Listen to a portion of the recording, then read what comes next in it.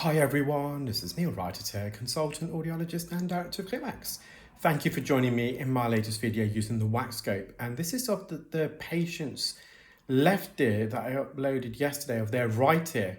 And I mentioned in yesterday's video that their left ear was a bit more complex.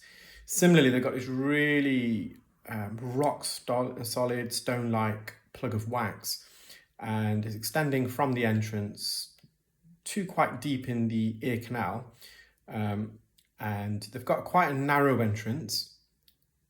And so I initially went in with the ear pick. When you've got really hard wax like this, sometimes if you're lucky, you can get the hook or the pick in there, either get right behind it, which wasn't possible because this is quite deep, as I mentioned, or embed the tip into the core of the hardened wax and slowly bring it forwards. But it was so rock solid. I did manage to embed it slightly, but not very deep. And similarly, again, you can see I'm managed to embed it here.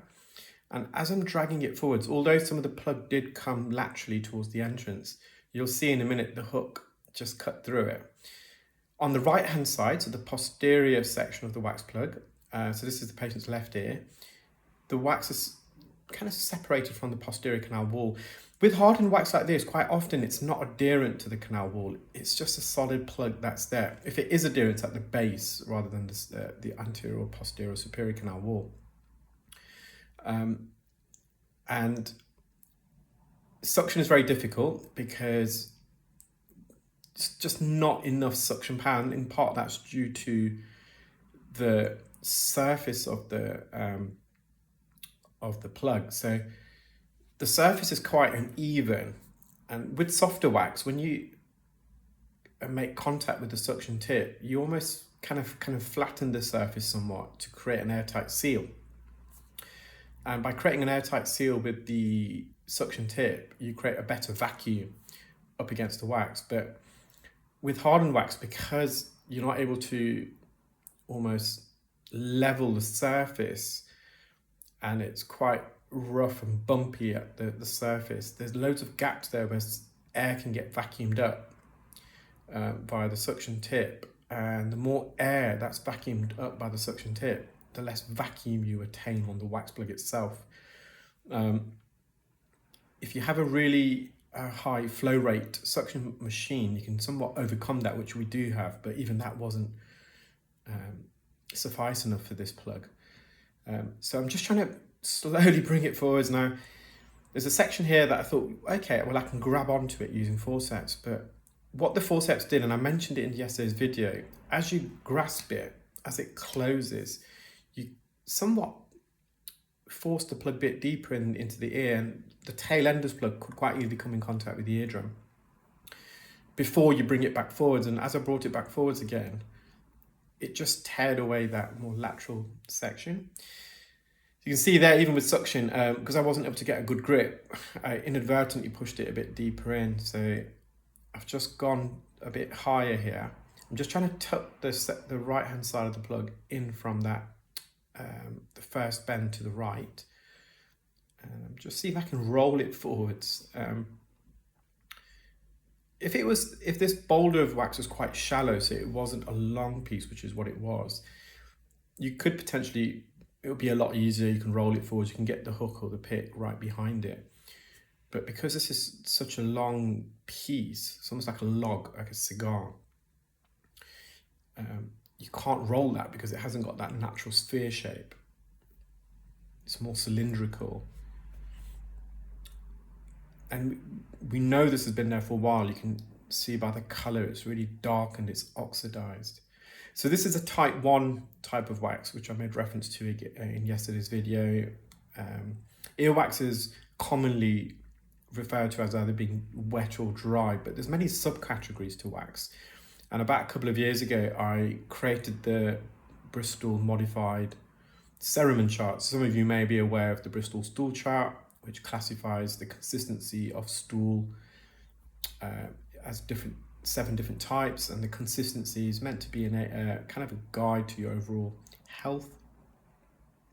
So type 1 is your rock solid stool, or in this case cerament, and type 7 is your wet, loose, runny stool, i.e. diarrhea, or if you've got really wet, loose wax. It can happen if you use a lot of drops like sodium bicarbonate or hydrogen peroxide or carbamide peroxide, for example. Believe it or not, we are making slow progress. It may not seem like it, but we are bringing it forwards. We've taken a little bit away. So when I used the pick, it kind of cut the surface. So we managed to get little fragments out. But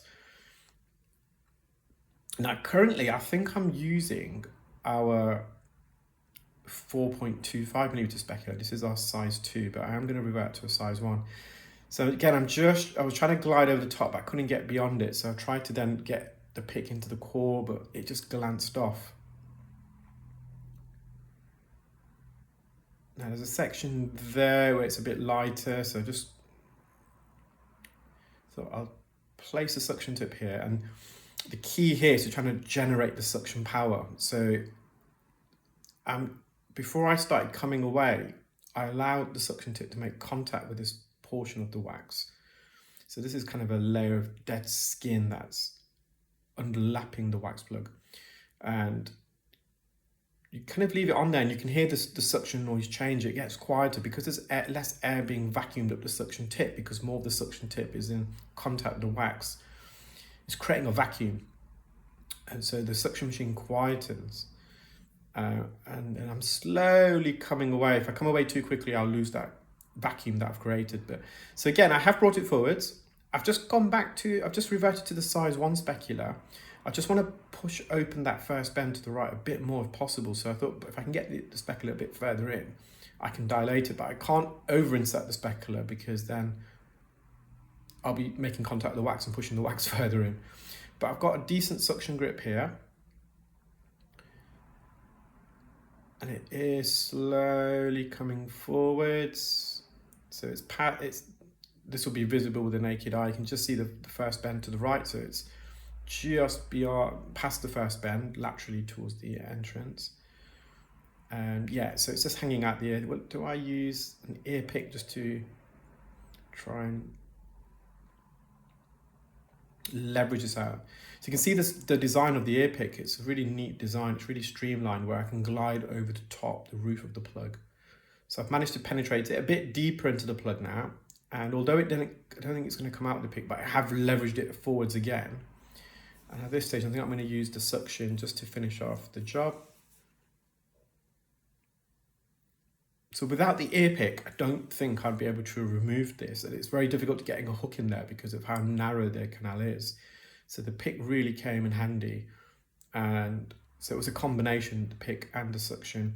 And this side of the wax, this is the side section, and I was able to get a better suction grip here. This wasn't visible initially because it was on the right-hand side of the plug. So I'm just going to re-enter. I'm going to look at the eardrum. You can see just how narrow the ear canal is. Well, I hope you enjoyed that video, guys. Take care, keep well, speak soon. Bye.